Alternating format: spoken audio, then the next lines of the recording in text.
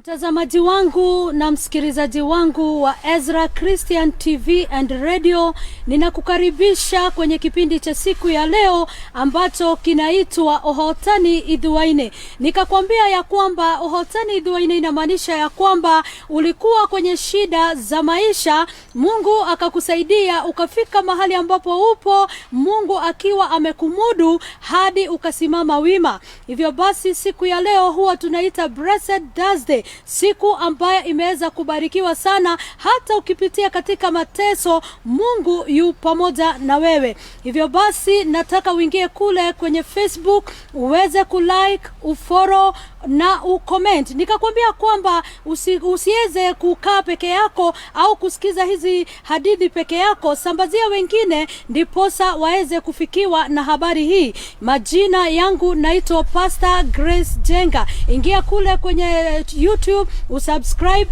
Ezra Christian TV, na pia ukiingia kule kwenye page yangu Pastor Grace Jenga utaweza kutukuta mahali pale. Nilikuahidi sana kwenye posta zetu ya kwamba tutakuwa na mgeni wetu. Nikakuelezea kwamba mgeni wetu ameweza kupitia shida nyingi sana, lakini si huku Kenya, ni nchi ya ugenini ambaye ni Ghana. Watu wengi huwa wanatazama, wanaona ya kwamba kule katika nchi za kati, kule Uarabuni, huko ndiko watu wanapopitia kwenye shida, kule Saudi Arabia, kule Dubai. Pia mimi pia nishapitia shida nyingi kule Dubai, na wengine wamepitia Lebanon, wengine wamepitia kule Qatar. Nikakueleza ya kwamba sio huko tu, kunazo kesi nyingi sana ambazo hazijakuwa zikisemwa na watu, na hiyo ndio sababu mgeni wetu yuko hapa siku ya leo aweze kutuelezea. Kwa hivyo ningependa ukae mahali pale umakinike tunapoandamana pamoja. Mgeni wetu, Yes. Karibu sana kwenye studio zetu. Asante sana. Ningependa uweze kusalimia mtazamaji wangu, umueleze majina yako, umetoka wapi, uko mume wako, watoto, umesomea wapi, hayo yote. Karibu sana.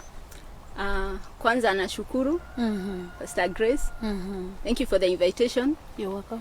And I must say I'm so glad to be here. Na nashukuru Mungu. Majina yangu naitwa Jedida Wanjiro Mbae. Kwetu ni Uhotani Farm. Sorai location. Side za Nakuru County. Wacha niseme kwa masomo. Mimi ama hotelia. Mimi ni chef. And kazi ya customer care, customer representatives. Yote nimeyafanya hayo. Yeah. Sijaolewa, sina watoto, but nashukuru Mungu. Okay. Yeah. That's so good. Mungu akubariki sana. Tumefurahi sana kuwa pamoja nawe kwenye studio zetu. Uliweza kutuelezea ya kwamba ulikuwa umeenda kule Ghana. Sure. Na ukaweza kushikwa mateka. Kweli. Kabla uende Ghana, wakati ulipomaliza masomo, ulifanya nini? Ulienda wapi? Ni masomo magani ambayo ulisomea yakakupeleka kule Ghana? Kwanza niseme hii mambo ya kupika, mambo ya hoteli iliniingia, hospitality, mambo ya kutravel iliniingia nikiwa mdogo. That's when I realized what I wanted. Na niseme nikiwa mdogo nilikuwa natamani kuona ndege hewani. I could leave everything that I was doing. Na angalia, na ombi langu lilikuwa siku moja nitaweza kupanda hiyo ndege. Ilikuwa kitu ya kukasirisha wazazi na nyumbani, kuwauliza kwenye ndege inaenda, wananiambia niachane nayo iende kwenye inaenda. I didn't know where this came from, but I believe ilikuwa ndani yangu. So nilitamani kufanya hiyo course, but my parents thought otherwise. Walifikiria hakuna mtu amefanya kitu kama hiyo, so hawajui kwenye ilitoka. Walikuwa wanataka nifanye teaching like them, ama kitu kama secretarial. So after kungangana kabisa na wazazi, mimi ninataka hivi, hao wanataka hivyo, my aunt one of my aunt intervened that Jedida ufanye kenye wanataka, later in life you will do what you want. So that's when I moved from home Nakuru, nikaenda Nairobi na kuishi na yeye, nikafanya secretarial computer courses, and from there that's when I came to Nairobi. Na hiyo ndio nilikuwa nimefanya kwanza. Yeah. Ukafika Nairobi. Yeah. So ulipofika Nairobi, kuna kazi nyingine ulikuwa unafanya side hustle ukisomea hii secretariat, au ulifanya nini? Kwanza nilikuwa after kumaliza secretarial nilikuwa tu nasoma nikifanyanga advance my secretarial to advanced stage. Yeah. Okay. Yeah. Haya basi, hizi habari ambazo ni za kwenda Ghana zilikupata vipi ndio ukaanza kujipanga kwenda kule Ghana? Okay, what happened, the interest was in me, na ilifika friends kama kawaida, wakaniambia there's a chance ya kutravel, and okay, si kufikiria, but I wanted to travel. So venye nilipata a chance to travel, it was an international exchange Christian program. So being a Christian, I thought this was a good exposure. So what I did, nilikuwa naishi kwa Mayanta, I went home, nikawaelezea wazazi, and nikamwambia, okay, to me it was like ninawapush, but they agreed, they paid for my ticket, they agreed, they gave me some money for the ticket, for the documents. Nikaenda penye walikuwa wanajiliana, so niliambiwa there is a chance, so I went, nikapata kuna group, imeenda, mi nikaregister. Yeah. Okay.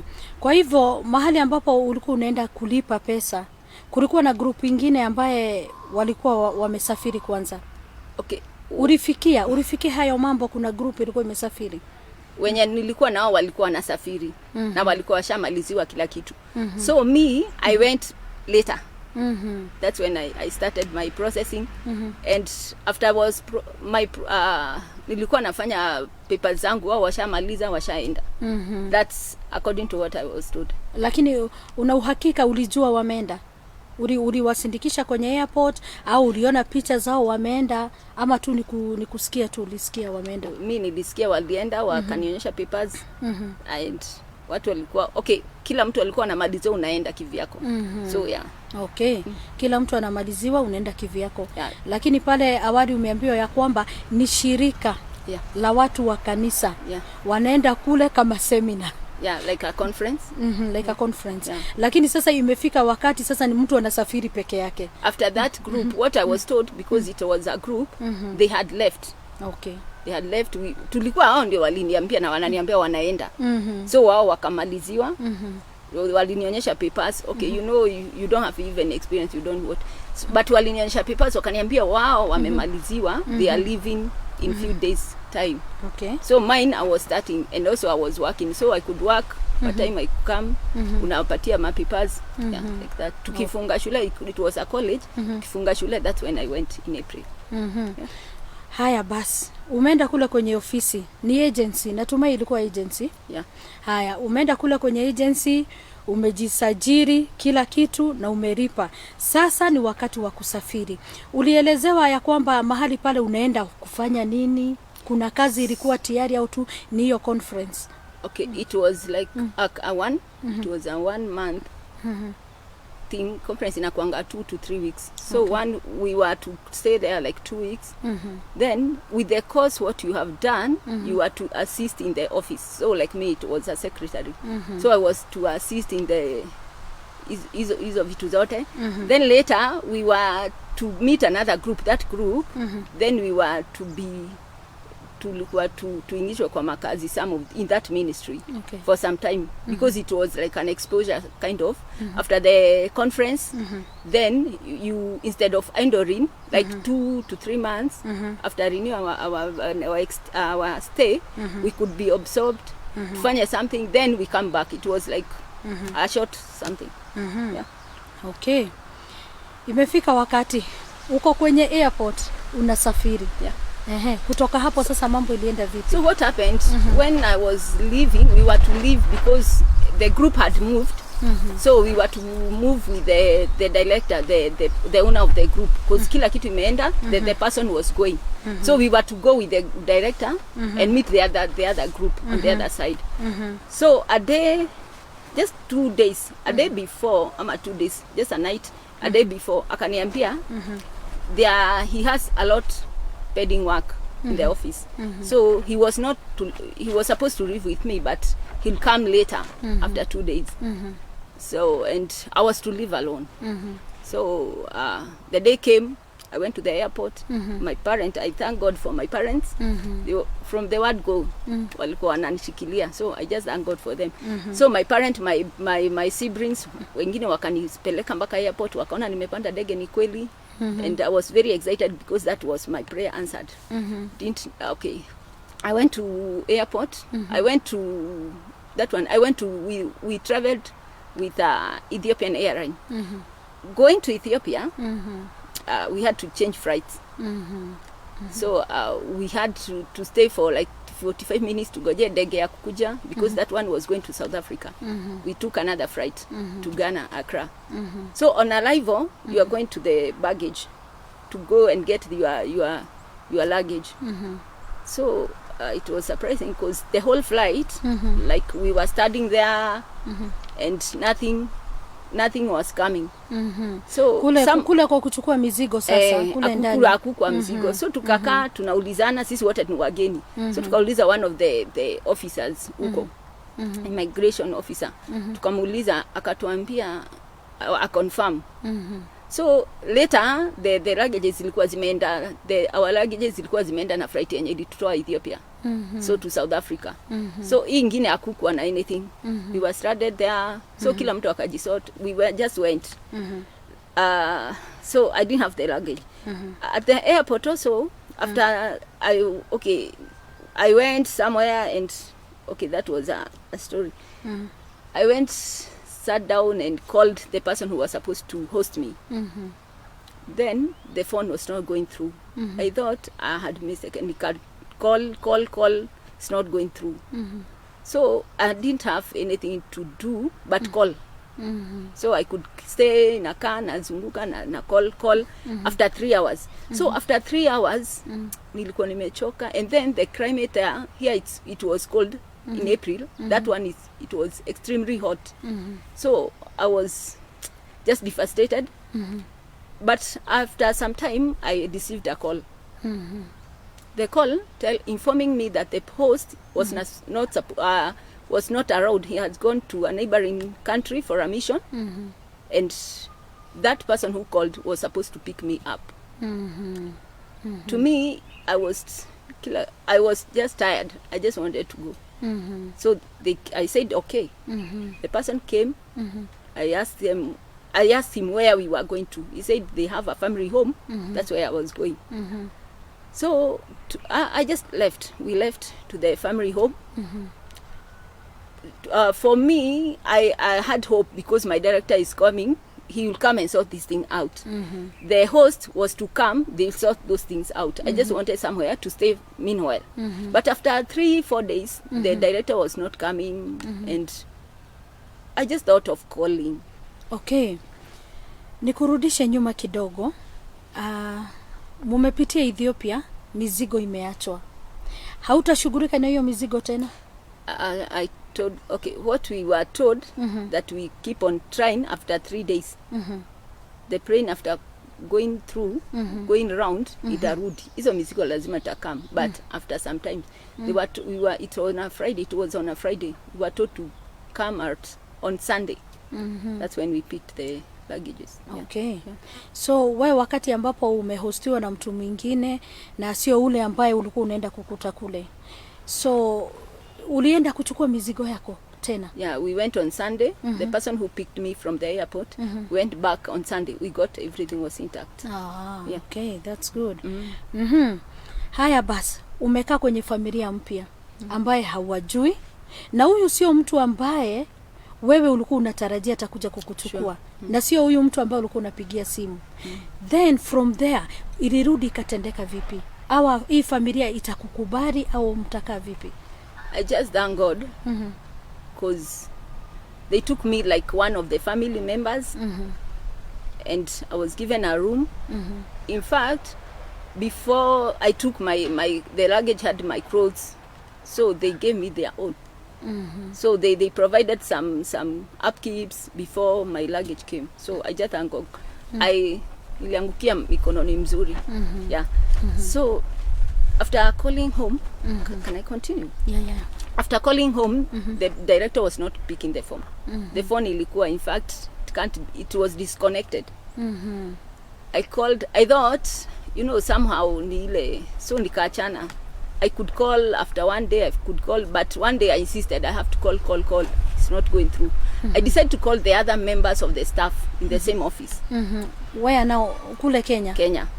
That was, I have an office in South B. Okay. But surprisingly, hakuna simu ilikuwa inaenda through. Hiyo inamaanisha kwamba ulikuwa unapiga simu haingii au inalia lakini haichukuliwi, haingii. So okay, I just decided I'll not carry this burden alone. Nikawarushia wazazi. Not wazazi, my family members walikuwa Nairobi. So I asked them to go to the place physically and find out what was happening. So arriving there, where the office was vacated. It was a house like this. The house was vacated. Went to nobody was there, no information where they have moved from, at least, and nothing. So they called me, they told me the same. So to me, ilikuwa like a door shut. My mind was like shut. I had to give myself 2-3 days to think of the same. The third day nikaamka nikasema, since the host was in Ghana and I have the physical address, I asked the person who took me from the airport to take me to where the address in Asoma. Let's go there. So going there, it was a good house, but vacated also. We met a caretaker at the gate. Kumwambia tufungulie, akaniambia there's nobody. The place, the family ilikuwa inaishi huko, but they are no longer there. To where they said they have shifted with their Ghanaian, so the person interpreted. Akasema they have moved, shifted. So to me, it was a lie. The mission was faked, was a fake, self-fraud. Na sasa niulize swali. Okay, kama mission ilikuwa fake, huyu mtu amekuja kukuchukua airport, amekuja kukuchukua kwa nini? Ni kumaanisha kwamba walikuwa wameungana na wale watu. Okay, that one also, hiyo nilifikiria, but being in a foreign country, and these people, they are hosting you, kuleta hiyo sasa wakikwambia. So that one came to my mind, but the family was good to you, so hiyo nikachezea chini. Ukanyamaza. Hiyo nikanyamaza because haukufikia sana. Sikufikia because that's the only person.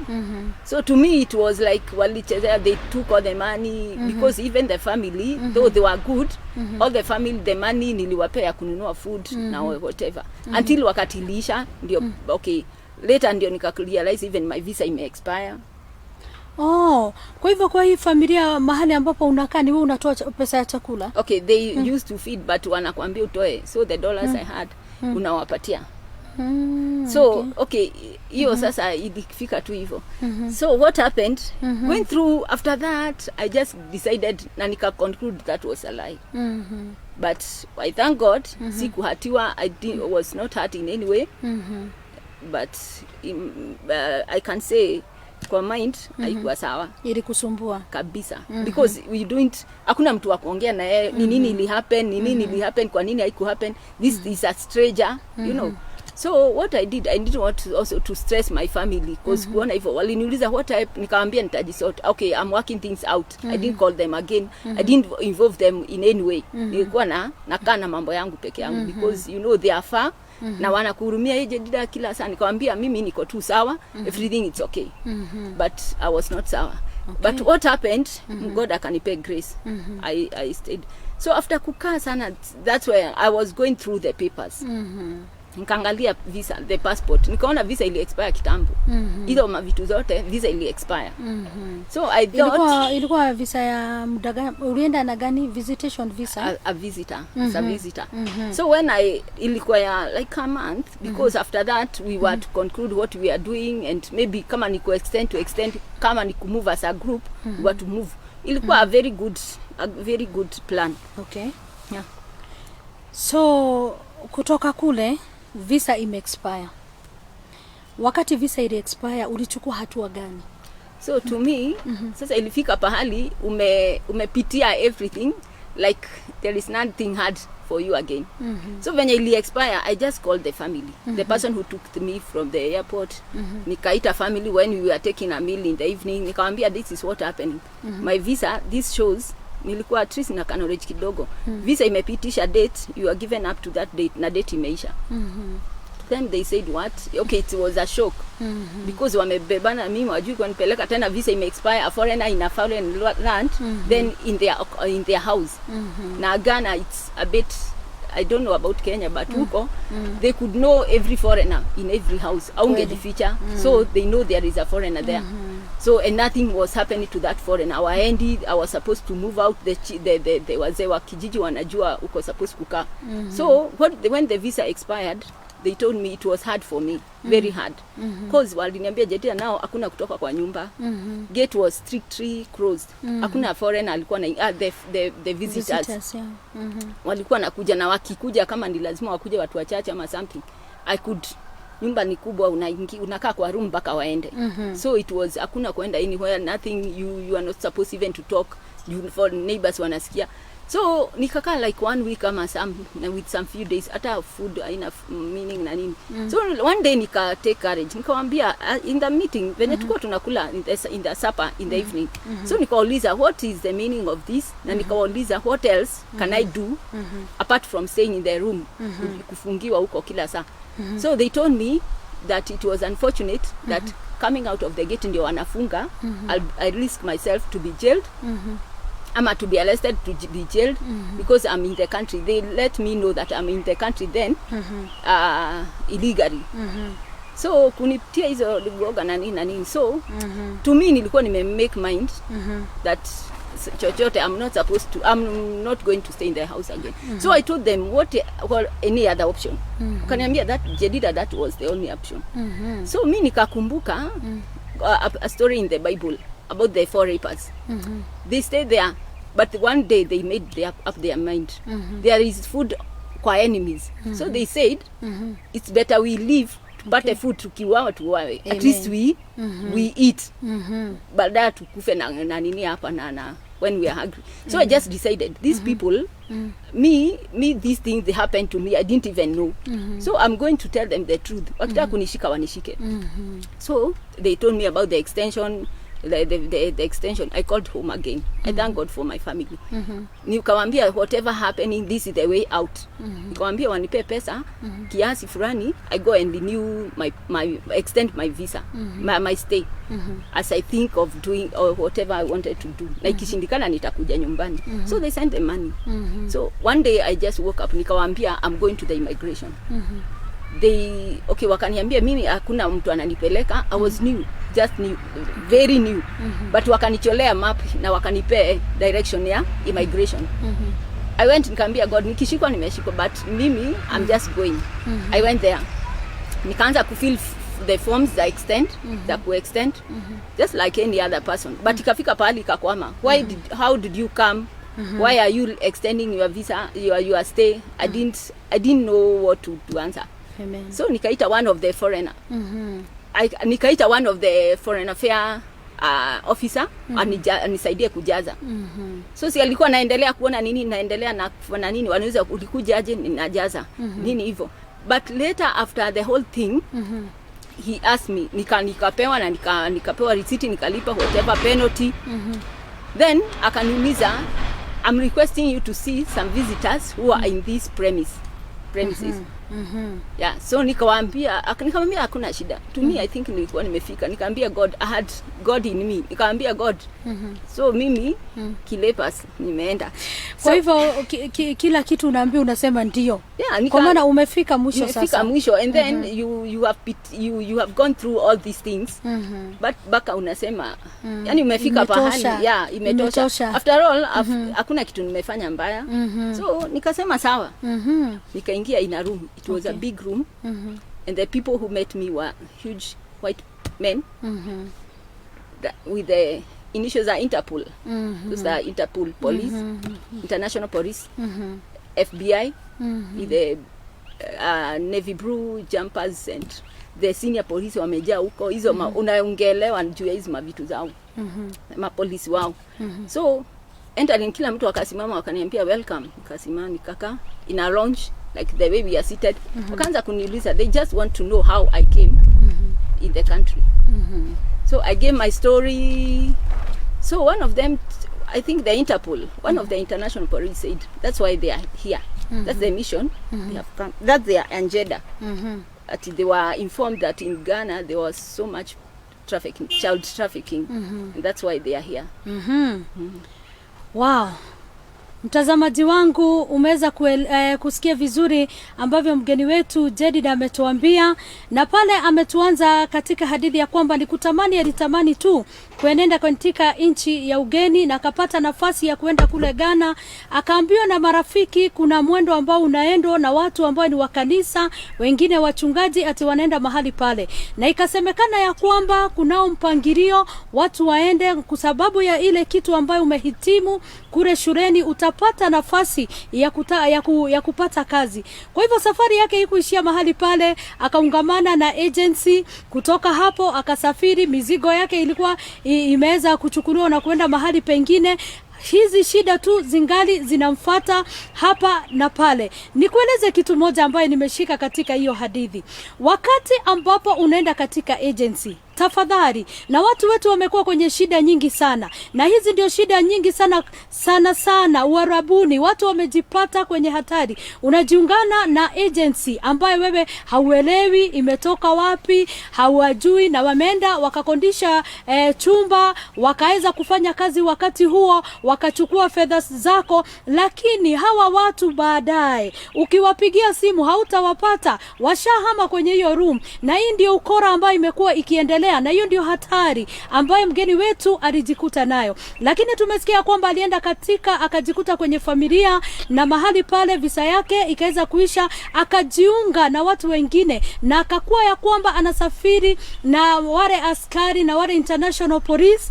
Kwa hivyo kutoka hapo atatuelezea ni nini ingine ambayo iliweza kutokea. Kwa hivyo ningependa ya kwamba uingie kwenye kule Facebook, usubscribe Ezra Christian kule kwenye YouTube Ezra Christian TV, urudi uingie kule kwenye Facebook, utufollow, ulike, na pia utoe maoni yako mahali pale. Na ikiwa uko na swali lolote ambalo ungependa kutuuliza, tuko mahali hapa sababu yako. Na nikwambia ya kwamba huku kwetu kwa Ezra Christian TV, sisi ni mwanga wa ulimwengu, tunafikia watu wote mahali popote ambapo upo. Kama uko na matangazaji yoyote ambao ungependa tukutangazie, tuko hapa sababu yako. Kama uko na gari lako ambalo ungependa liuzwe, tuko hapa sababu yako. Kama uko na nyumba lako umeweza kumaliza kulijenga, au pengine hujamaliza, tuko hapa sababu yako. Na pia huku tunafanya live coverage. Ikiwa mko kule kanisani, mko na ordination, tutakuja kanisani na tutaweza kufanya live coverage. Ikiwa kuna birthday ambao unataka ichukuliwe, tuko hapa sababu yako. Ikiwa kuna harusi au pengine mazishi yeyote, chochote ambacho ungependa tukuchukulia live coverage, Ezra Christian TV, tuko hapa sababu yako. Hivyo basi tunaenda kunywa kikombe cha maji, na tukwambia ya kwamba usibanduke, usitoke mahali pale. Tutarejea na mgeni wetu atueleze ni nini kingine ambacho kilimtokea. Karibu sana.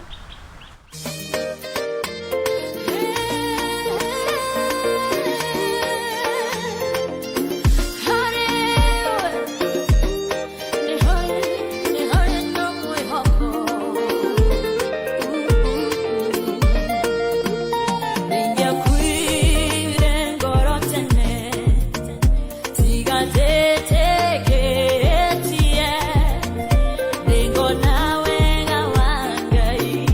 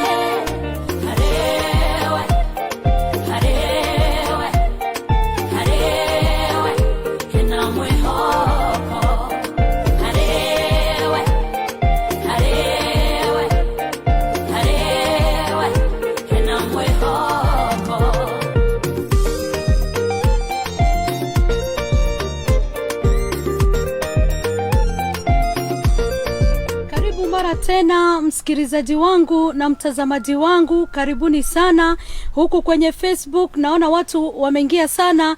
Naona Harrison Kamau unasema ya kwamba sorry kwa challenges, amekwambia pole. Thank you. Haya, naona kule Njoroge wa Marimari anasema ya kwamba program iko sawa hapo Gikomba, tunawapokea vizuri sana. Njoroge anaendelea kusema kwamba usalimie producer wetu wa Home sana na Pastor Recho, wasalimike wanakusikiza. Pia Njoroge unasema kwamba unaita Elizabeth Mwangi, Shik na Tata Monica wa Kitengera, karibuni sana. Esther Jenga, Esther Cobra, Eston Mashiri, Esther Nyambura, karibuni sana. Unasema ya kwamba Saimoa Morera, Esther Karobia, karibuni sana. Na Harrison unatuambia kwamba unatazama ukiwa Dhika, na Njoroge wa Marimari unasema ya kwamba salimia mgeni wetu sana na usalimie producer Mr. Ibson, mambo sana, umesalimiwa sana. Njoroge wa Marimari anasema hello Pastor Grace, na nina watch nikiwa hapa Gikomba. Asante sana Njoroge, Mungu akubariki sana. Bamasi Mutahi, karibu sana, unasema kwamba unatazama. Peter Mugambi unasema praise Jesus, woman of God. This is Pastor Ngare watching from Udhaya. Karibu sana na Mungu awabariki sana, pamoja na askofu jinsi mlivyotupokea kule Udhaya. Mungu awabariki na watende mema. Hapa tunaona ya kwamba kuna Balton Quincy unasema asante sana watching from Dar es Salaam Tanzania. Karibu sana na asante sana Balton. Mungu akubariki, tuzidi hapo kuongea na Mungu atakuwa pamoja nasi. Na nikukumbushe kwamba tarehe 13 ni hii Saturday ambayo inakuja. Barabara zote zinaelekea kule Cascade Hotel. Mahali pale tutakuwa na mkutano mkubwa sana ambaye ni wa vijana.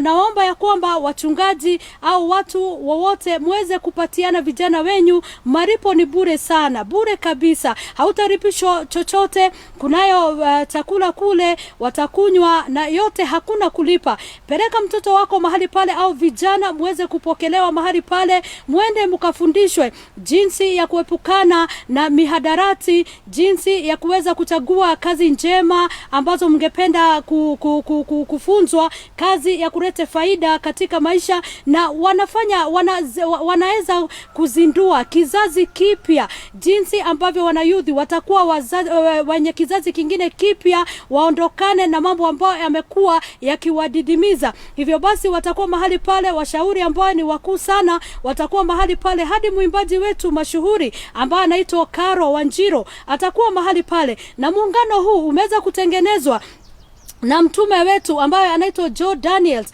yuko mahali pale, na anasema ya kwamba hata kama tunatengeneza huu mkutano na tumejiandaa, hatukatai ukuje pale uweke mkono wako waheri utusaidie. Kama uko na hera yako hawakatai, shilingi 50, shilingi 100. Na anasema ya kwamba pay bill ni 400,222 400,222, na anasema ya kwamba account number ni 159,182 hash 159,182 na anasema ya kwamba nambari za simu pia unaweza tumia ni 0700048900 0700048900. Na nikwambia kwamba tukitoka mahali hapo unaweza teremka hapo kidogo upite pale Ananas Mall. Kwenye mkono wako wa kuume utakuta ubao mkubwa sana ambao umeweza kuwekwa mahali pale, unakuonyesha kielelezo cha Mount Zion Prayer and Retreat Center. Mahali pale ukirudi uingie kwenye hiyo njia utakuta ubao mwingine unakupa kielelezo hadi mahali ambapo hayo maombi yatakuwa. Na tuko mahali pale tarehe 16. Tutakuwa mahali pale, tutakuwa na maombi makubwa sana maalum. Ikiwa ni retreat ambao unataka, tuko mahali pale sababu yako. Ikiwa ni maombi maalum, uko mahali pale. Kuna rumu zako za kupumzika ukiwa uko mtu mmoja, wawili, watatu au 4 au muko katika kikundi, tuko pale sababu yako. Hivyo basi tunaendelea na kipindi chetu na tunakushukuru sana wewe ambao unatutazama eneo mbalimbali huku Kenya na kule nchi ya Kenya, kule Marekani, paka mji wetu wa wakurugenzi wakuu tunapoandamana pamoja. Hivyo basi ninarudi kwako mgeni wangu. Yes. Umetueleza ya kwamba kulikuwa na Interpol. Hawa ni askari ambao wanatumwa internationally waenende kuangalia kesi fulani. Kwa hivyo hawa maaskari walipokuja wakakuchukua, umesema walikuwa nakuchukua, mlikuwa mnaenda wapi na hawa maaskari? Kwanza waliniambia wako on a mission. Kwa hivyo kila siku kuna penye walikuwa wanaenda. So venye walinipata mimi walikuwa wanataka kuinvestigate kesi yangu. So tulikuwa those 3 days we went kwenye nilikuwa naishi. Hawangetaka lakini tulienda huko. Alafu tukaenda kwa mwenye alikuwa ani-host. Then kutoka hapo walikuwa tunaenda kwa kesi za watu wengine sasa. Unakuta watu wa kutoka other countries, labda Boma, kuna watu wanaishi huko. Vitu kama hizo. Sasa wewe umekuwa kama mmoja wao. Nitakuwa tulikuwa tunabebana nao, wananipea lift, tunaenda na wao. Okay, wananipandisha kwa gari. Tulikuwa tunaenda kwa gari zao. Tunaenda pahali kama ni nyumba kama hii, kuna mtu kama mimi. So kuna kesi kama yako yangu hivi, for especially foreigners, not Kenya, Ghanaians. Tunaenda wanaulizwa. So we were but mimi that time for 3 days zilikuwa mimi. The last one day ndio tulienda tukapitia another case, but they dealt with me first. the first day, the second day. So can I continue? Yeah. So the third day, after the first day tukashinda 3 hours, wananiachilia saa 6 naenda home. But nisikuwa niende pale pengine mpaka wanimalizie. So the following day I could come, saa 3 tunaenda, saa 6 wananirudisha kwa ofisi, ninaenda. So the third day, wakati nilienda, walikuwa wanamalizia. So nikakuta it was like a studio. So many cameras on me. Watu walikuwa wamejiseti with questions. Okay, that's when I saw the magnitude of the whole thing. Because you could see kwa sababu wewe ulikuwa unaona kama ni kitu kidogo tu. So those Interpol, those the FBIs, and then the senior officers, watu wa watu wa camera, na other thing. So they could, the cameraman could take me my pictures. Wengine wanauliza, walikuwa na direct wanauliza ma questions tu zote. So later it took like 40 minutes. So later kila kitu ikaisha, wakaniambia I'm free, I can go. That's when I went. Okay. But I thought everything had imeisha hapo. So wakaniambia you are free after the extension, you can decide to go home, you can prepare yourself to go home. Tukamalizana tu vizuri.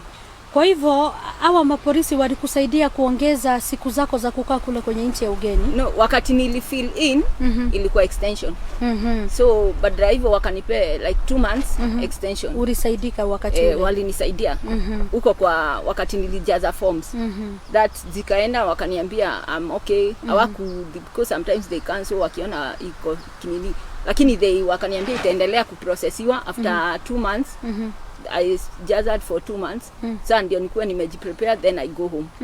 So tukachana. Na sasa kwenye hii familia ambao umetoka, wako wapi wakati huo? Okay, walishtuka because they had locked, but tuliingia na polisi. Wakaulizwa, okay, that one umepeleka polisi kwenye ile boma? Waliniuliza kwenye naishi, you have to take them where you are living. Okay. So waka-interrogate me, I was supposed kusikia venye so waliingia the policies. Mapolisi wote wakaingia wakawauliza whatever. Wakakaa na wao, si kujua venye waliulizwa. Hawakuniambia venye waliulizwa later because I had to come back the same house. So wakaenda. Kwa hivyo hawakuwa na roho mbaya ati ya kwamba kuna pengine umewaletea polisi? Hapana, because I did what I knew. That was the only house I knew. So later wakaniambia, I think wakaniambia the other Kenyans. They helped me locate other Kenyans in that country. After some time, after nikimaliziwa, that's when I went to live with some Kenyans. So wakakupokea? Yes. Okay. But by then, so after, just before, because I didn't leave immediately, it took like 1 week. I think waliniallocate other Kenyans, so nikaenda kuishi nao or something. One of the guys. But immediately nilimalizana na the police.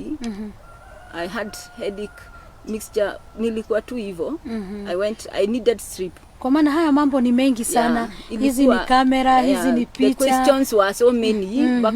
The questions were so many, and the mixture, the other time we could move, and this one was a serious case. Na sasa, okay, haya maswali wanakuuliza ni maswali kama magani?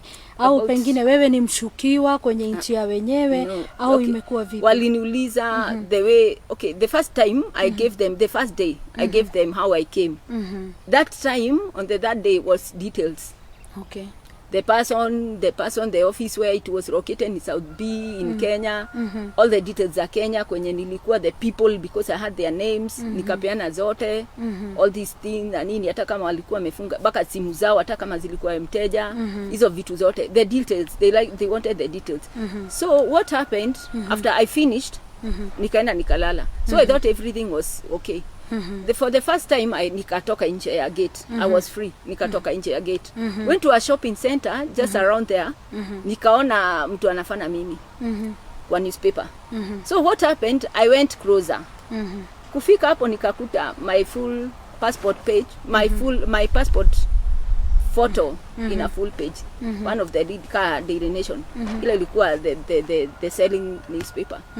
So nikaenda tu nikajiangalilia. The headline ndio ilikuwa in child trafficking in Ghana. I was like, I was the one. Hawakuleta wengine, hawakuandika wengine, waliniandika tu kipicha yangu the full page. I don't know. So sasa okay, umeenda nchi ya wenyewe, umepigwa picha, umeingia kwenye gazeti zao, kitu ambaye haujui. The leading one. Ile iko so nikasikia nimekasirika tu. You know, nika imagine the people when watasoma Jedida child trafficking. Then the second page, half of the second page was my all the details I gave to the, so wameziandika kwa nini. So nikasoma all the details plus I think my family sijui kama waliandika, but hawakuwa the people who are involved, kila kitu the half page ilikuwa nini.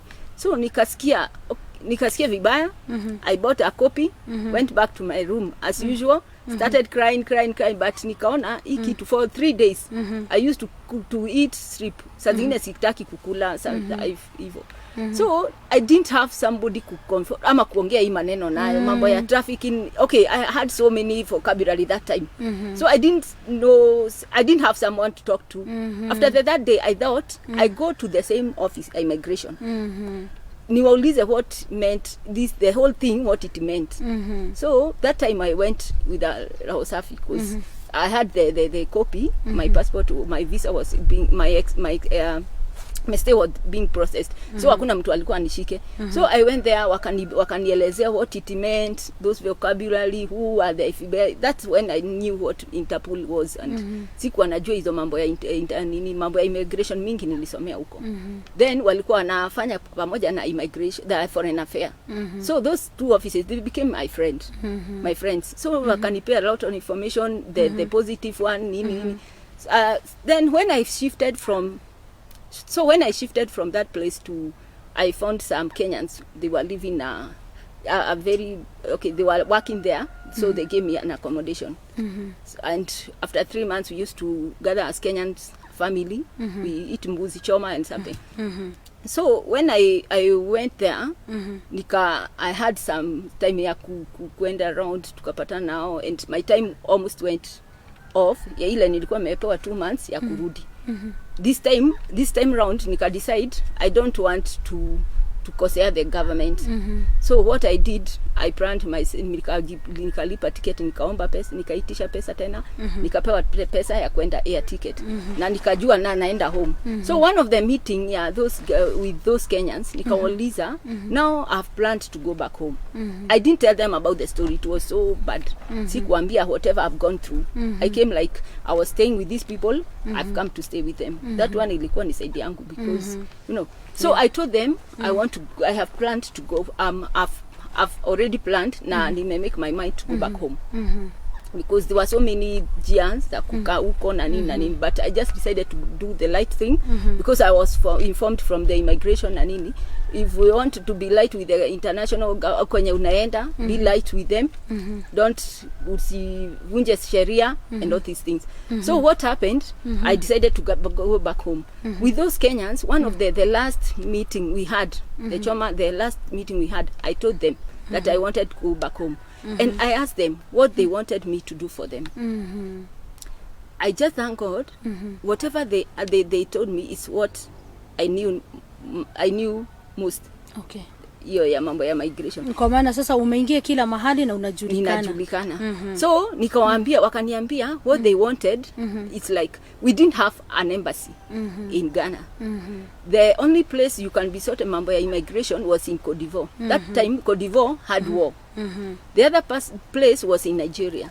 Nigeria, since their documents, zingine passports zilikuwa zime-expire, the documents hazikuwa light.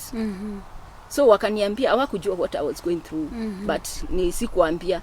But wakaniambia they wanted to be assisted on those way, in that area. The passport zilikuwa zime-expire, barua zingine hawana, zingine vitu kama hizo. So they sent me to the immigration office in Kenya. Niende nipeleke malalamishi yao. So I thank God that I went all through all this, ndio nisaidie watu wengine. So that's when I just went back to Kenya, na nikaenda kwa Foreign Affairs Ministry. So that one, nilikuwa confident yangu imejengeka, and I felt, okay, si vile nilikuwa raw. I thank God I came back strong. And getting into that immigration office, we went. That time, the minister, the people would gather outside the ministry. Then the minister, any minister alikuwa anatoka nje, what do you want as at a random hivyo. So when I went to the foreign affair ministry, nimekaa tu hivyo with other people. The minister came out. Alini point, I was the youngest, I would think. I was very young. He pointed at me, young lady, what do you want? Nikamwambia, I'm from Ghana. I've just arrived a few days ago. And there are so many problems there. So aka like rebuked me, like, what is your problem and you are back? Nikamwambia, there are other Kenyans who need your office. Of course. Yeah. Your office, their immigration, they need you to address their immigration issues. They are stuck there. They can't go. Sasa venye niliendelea kusema, akaniita, just come. Akaniita, nikamalizia hiyo story. Akanituma to one of the office uko ndani kwa immigration. So East Africa, they could ask me for their names, ninawapeana, the address, what they are doing, what their issues, kila mtu na issues zao. Nikawaandikia. Then I could go there. But I thank God, after 2 weeks, the minister sent his assistant minister to Ghana. So they could inform me, kama kumuni update. Wakaniambia foreign affair assistant alikuja, tulisortiwa and all this. And that's where my story about Ghana ends. I just thank God, but those people, though mimi nilipitia mambo mingi, and then they were stuck kama mimi, but yao ilikuwa chini ya maji. I thank God that they were assisted. Amen. Yeah. So nikuulize swali moja. Tumekuwa na watoto wetu wako kule Saudi Arabia. Wacha niseme mahali pangu mimi mwenyewe. Nilikuta wasichana wetu na wengine kutoka Uganda. Sasa wacha niongee wasichana wetu kule Dubai. Wasichana wetu masaa yao ya visa siku zao zimeisha. Na wengine waliteswa wakapotea. Kwa hivyo hawakubeba passport. So wako kule kwenye street za kule. Wengine wanafanya usherati kwa maana wanashindwa waende nyumbani vipi. Hawana passport, siku zao ziliisha. Ni jambo gani ambalo tunastahili kufanya kama serikali? Tunastahili kufanya vipi? One thing I would like the Kenyans to know, being in Ghana na nikaingiana na watu wa immigration na foreign affair in Ghana, I also came to Kenya. Nikaingia huko. The foreign affair ministry in here in Kenya, and also the immigration. Those people are willing, are very much willing. Nilienda nikaongea nao, nikawaambia story yangu, hivyo sikuambia sana, lakini niliongea na wao, nikaona, nikawapima, nikaona they are much willing. The problem is that they don't know, we don't come out. Hata mimi sasa it took courage kutoka huko kwa face. Hata kama niliendea whatever nilisaidika. So what I would like to, because they are like, I had another case. The person alikuwa hivi, one of them, case kama hiyo yako. Nikaenda nikawauliza foreign affair, there are people, kwanza hiyo ilikuwa imeandikwa kwa foreign affair ministry, the way ilikuwa imeandikwa, ilikuwa headline by the way, the foreign affairs venye wasaidi watu wa nje na nini na nini. So me in fact nikaenda, it was a coincidence. Wakaniambia, Jedida, look, hata hii ndio tumeambiwa we don't atuwasaidii. Nikamwambia mimi niko katikati. Do you unawasaidia ama ni nini? Wakaniambia, Jedida, those people they go, they don't tell us. So si tunaambiwa tuwasaidii. We don't know hata kwenye wako na nini na nini. Mimi siwezi nataka kusema au wanaenda because I'm a victim. Hata mimi nilienda sikuambia ama hakuna mtu niliambia kitu kama hiyo. So what I would like to say, it's people to have courage. Let them say. Now that's why I pray, I thank God. That's why nilijitokeza. Okay, it's very hard. Hata mimi nikwambia foreign affair watajua, watakuja kunichukua ama askari wa huko.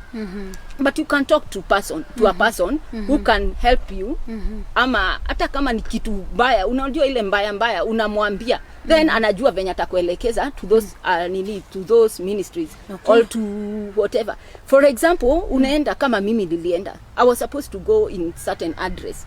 Na mpaka home wanajua nilikuwa supposed kuenda in this physical address, nyumba fulani, but nikadivertiwa, hata sikuenda huko, na kwenye ninaenda hata hawajui, which is a bit risky. So I can tell them, that's why I am here. I can tell them just to get somebody to talk to. Hiyo ni kitu nilikosa kabisa. Because mi nilifika hapo, hata venye nilifika airport, nikaambiwa nitachukuliwa na mtu fulani, sikuwa na mtu wa kuambia ati niliambiwa hii kitu ili backfire na ninaenda huku, hata parent hawakujua because nilishindwa nitaongea na nani. Huku parent wana expect, wanani trust, nilienda pahali nzuri. Huku kwenye naenda si huko. So sikuambia mtu nilihama, sikuenda huku. Nikaenda huku, nilinyamazia, which is very dangerous. Because I just thank God nilienda kwa safe hands. Kama nilienda, hata mwenye alinichukua kwa airport, kama angenichukua nipeleke popote, nobody, even my family would know, even today, where I went to. So there is that, hiyo kitu ya kusema. That's when I went, I thank God for our watu wa Kenya. Watu wa Kenya, hiyo group venye tulienda nao, hata wao walikuwa na challenges, walikuwa nashindwa tutaambia nani. So until niliwauliza mnataka kusaidiwa aje, nikaenda nikawaambia. So I found that gap. Hakuna mtu wa kuongelesha. Alafu tena there is another thing. Naweza waongelesha wanione mimi sijifadini. Kwanza Kenyans, okay, I thank God I'm a Kenyan and they are Kenyans here. Wana criticize watu wenye wanaendanga huko. I've talked to them. Okay, it's a heart. It's a cry in my heart kusikia wenye wanateseka. In fact nalianga na wao. But unasikia mtu hapo akisema, "Neke mama mere madhire wekate." You know, as in, what did they go to do? Kwani hawako wanajua walikuwa wanapoteza document wakifanya nini? I would ask, kama huku in Kenya you happen to use, si unapotezanga ID, unapoteza passport, unapoteza driving license, does it mean you are careless? Ni ile kitu ina happen, something happen, and then you are not supposed to rebuke Kenyans wenye wako nje. They feel like they don't have a home. Kila saa unamawajia mpaka kwa Facebook ati wakae na huko, nani aliwaambia waende, sijui Kenya kuko na kazi. You don't stay. Me, like I said, this mambo ya lepers, you can't stay here, hakuna job, then there is job. Vile tunafanya kazi utaenda nje. But what I'm praying for my Kenyans friends and the ladies, when you go, okay, we have to go, but follow the right channel. Nilienda na kwa foreign affairs wakaniambia they don't follow the right channel. Wakasema but pia na watetea kuzi, hata mimi nilikuwa huko ningejifanywa hivyo. So what I would like to say, just talk to someone. Mimi niko hapo, kuna kesi nilipeleka kwa foreign affairs, wakaniuliza details, nikawapea details kama hiyo nyingine hao wengine, nikawapea details, kuwapea details, wakaniambia Jedida will sort them, nikafuatilia, wakaniambia that lady was helped by the way in one way or another. I talked to them immigration, wanasema kama una passport and you want to come back, either passport yako ilipotea nini, but you want to come back, they'll give the papers. They are international organization, non-governmental. They are ready to fund the Kenyans to come back. And to come back. I can give a short story kidogo. Through my natumiango hizo vitu sana za Kenyans wenye wanasafari abroad. Then I followed a case, one of the guy. He was working with Canadian Army, the only black.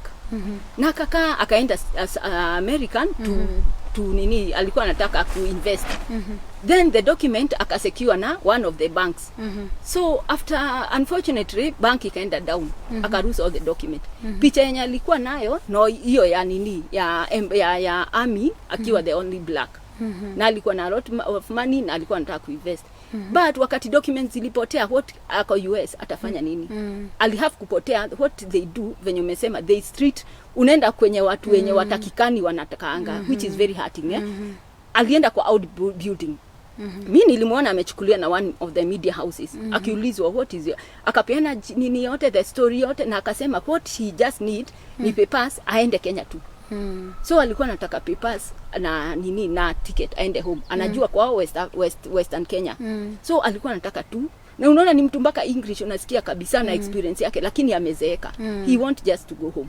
Ikaendelea, nikafuatilia. Mimi niko tu hapa Jedida, I can't, ni kitu ili happen past, but nikakaa tu hivi nikaangalia. I followed the story. Later the guy died and was thrown na coffee, akapelekwa kwao. So my cry na shida yangu inakuanga ni nini? So why do you wait? Because they are Kenyans who wenye wanafuatilia. Ako huko wanatuma picha kwa Facebook. Haya, wako huko amekufa. Hao ndio wanachangia anaenda home. Sitaki kuwaingililia sana, but we should come to a place. Ukiona mtu ako na shida, like venye umeniuliza, hiyo ndio namalizia kujibu. Ukiona mtu ako na shida, just give forward the details. Ukiforward the details, kama iko kabisa, hata kama iko ni mbaya, utasaidiwa, utasaidiwa. Then you said the details. This person need to help, anaitisha visa, anaitisha ana papers, ana nini. So the foreign affair, they'll give the wataongea na mambo ya embassy na huko wapewe papers. Then kama those organizations, there are people who are willing to fund. Kama mtu anataka kwenda home, wako ready kufund, they come back, and that is our joy. Mtu akae tu poa kuliko tukae tu hivyo. Then they should speak out. Yeah, have my number. They should speak out. Mimi kazi yangu ni kuwapelekea foreign affairs the channels. At the end, I'll give all the ministries, all the people we are working. We have together. only 2 minutes. Sure. Ningependa uelezee for only 2 minutes, uelezee SCLK ni kusema nini. Ukishamaliza kuelezea hivyo, urudi upeane namba zako za simu. S, that is sensitize, care and repatriation. The sensitize, hiyo ndio nilikuwa nasema kuambia the Kenyans like me wako suppose, the foreign affair gave me the mandate. Jedida wacha kutuambia tulete wenye wameenda nje. Just tell them what they need to know before they go, so that they can reduce the number of people wenye wanaenda kuteseka nje. So what I'll say, hiyo ya kusensitize, mimi I was a victim, I've gone through so much, na nimefanya mambo mingi, na wamenipea some of the things niko supposed kuambia. There is training yenye inapeleka nango na gava, that is okay, but for experience, yenye experience na venye watu wameniambia, she's my friend, I have other friends wenye tumeongea nao wenye wameenda, wakikuja, you have experience, you talk to people. I would say that hapo ndio unauliza, you get a chance, umepewa chance. Don't think because ni yangu unajikipi wewe unaenda tu. Don't hurry up, don't hurry kuenda. Hata ukipewa chance ni mzuri, just consult other people. Let us come in, kuambie mimi I'll go with my intelligence, ama other people experience, ama watu kama hao, then utaenda, utataroketi mpaka kwenye unaenda. Because if I had that chance, those people wangeniambia mpaka kwenye naenda kama ni right, waangalie hiyo jina, call the person. I didn't call the person. In fact, somebody called the person where I was going to be hosted. I didn't call, so I didn't know whether the person existed or not. So those things, they are very important. Just talk to people, come to us, ama any other person. Don't hurry, make sure you are right. Mi nitamalizia pia nitasema, last year I got a chef, I got a very nice opportunity to go and cook outside. Then kila kitu ilikuwa mafuta, and my emotion, that thing, unaona ukiharakishwa emotions zako zinaendanga, unasikia tu utoke uende. But that time I took some time. I went talk to people who are around there, nika make sure mpaka involve watu wa huko, watu wa hapa, na even the ministry. But later kulikuwa na kauongo ndani sana. And I was almost to pay again. But kulingana na venye niliongea na kuconsult na nini, but nikapata kauongo ndani sana, which was very hidden. So that what tuendangi kupotea huko na ubaya, ni ile atupajuangi ututumao. But when you involve people, you are being sensitized. Care, we do care for the people. That's why we follow your story. Niko na groups za Kenyans all over, na kuanga na waforo, tunaongea nao, wananiambia mashida zao, na wachukulia. Sasa kama ni shida yoyote, me, that's me. Peana namba zako za simu. Then the repatriation, those people who want to go, to come back, we do the same. My namba zangu za simu, it's 074 07 14 80 63 65. Yes. Wow. Mtazamaji wangu, umeweza kusikia vizuri ambavyo Jedida ameweza kukuambia, na hata akaweza kukumalizia kukuambia tu, sio hiyo kazi ambaye anafanya tu kuweza kufuatilia Wakenya wale ambao wako kule nje ya nchi. Ikiwa uko mahali pale, ameweza kupatiana namba zake za simu. Tafadhali enda umpigie, muweze kuzungumza pamoja. Nyinyi ambao mko wa Kenya, ambao mko na shida kule nje, Jedida pia yuko hapa sababu yako. Kuna njia ambaye anaweza tumia ndiposa muweze kusaidika. Nyinyi ambaye mlishindwa kurudi huku Kenya, Jedida pia yuko sababu yenu. Na niwaelezea kwamba tafadhali, kama unataka kusafiri, usienende tu kwenye agency yoyote tu, manake kuna rafiki ambaye anakuunganisha. Penda kujua hiyo agency iko vipi, hiyo agency iko na barua au haina. Tafadhali, hiyo ni mambo ambayo unastahili kuwafuatilia sana, ndiposa usiweze kujikuta kwenye shida kama zile ambavyo watu wengine wamejikuta. Na niseme ya kwamba wale watu ambao wanajikuta kwenye shida mahali pale, si eti ni wao walipenda kujikuta katika zile shida, ni kupenda, walipenda kwenda kutafuta mahali ambapo ni kuzuri, waweze kujimudu, waweze kusaidia familia zao, lakini kwa bahati mbaya wakaenda wakajikuta wako mashakani. Sio vizuri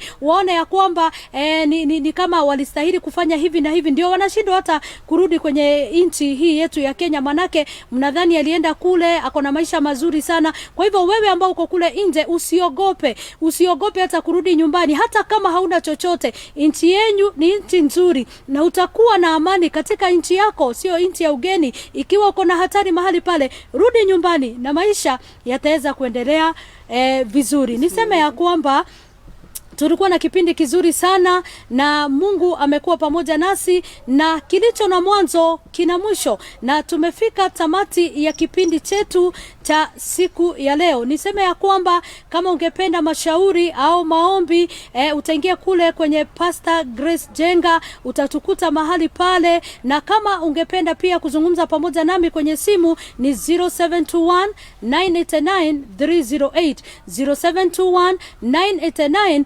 308. Niseme ya kwamba tuonane Alhamisi ijayo. Shalom, shalom, shalom.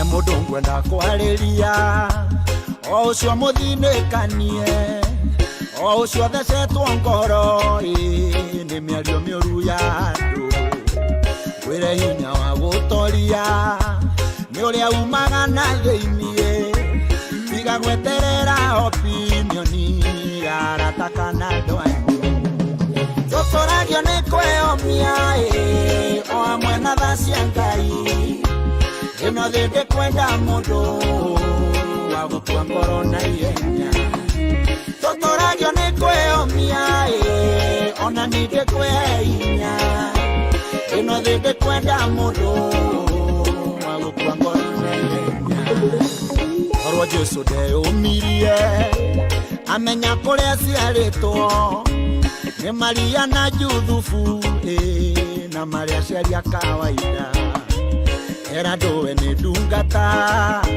magathe koro gutheka makeranaga kagitheti kahi karia kabudi wa mbao totoragio ni kweyomia o amwe na thacia Ngai ino thinde kwenda mundu wa gutua ngoro na ihenya totoragio ni kweyomia ona ninde kwehinya ino thinde kwenda mundu wa gutua ngoro na ihenya.